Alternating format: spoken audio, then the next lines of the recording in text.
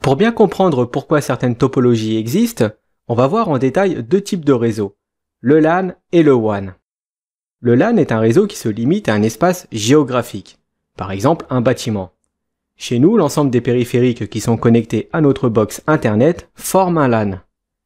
Et le WAN, qui se traduit en français par réseau étendu, est en quelque sorte un regroupement de LAN.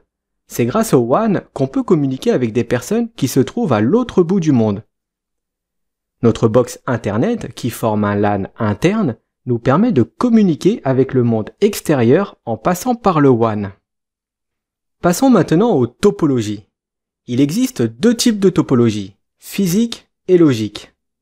La topologie physique, c'est l'arrangement physique des périphériques dans le réseau, c'est-à-dire la manière dont ils sont placés.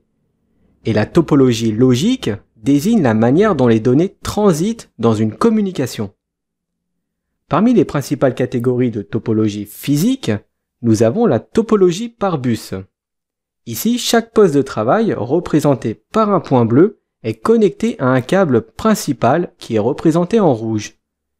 Ils sont donc directement connectés à tous les autres postes du réseau. On a la topologie en anneau.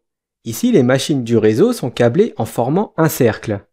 Ils ont donc deux voisins chacun. Nous avons les topologies en étoile. C'est la plus fréquente des topologies. Un dispositif central relie les ordinateurs et les autres périphériques du réseau. En général, c'est très souvent un switch. Et on y trouve des topologies maillées, où chaque périphérique réseau est câblé avec plein d'autres, ce qui permet d'avoir une redondance et une meilleure fiabilité. L'une des tâches les plus importantes qu'un administrateur réseau doit accomplir lorsqu'il commence la conception d'un réseau, c'est de se créer une carte détaillée. Ici, on a un schéma réseau avec les icônes Cisco les plus couramment utilisées. Il est important d'identifier les interfaces de nos périphériques. Un S pour une interface série, FA pour une interface Fast Ethernet et GI pour du Gigabit Ethernet.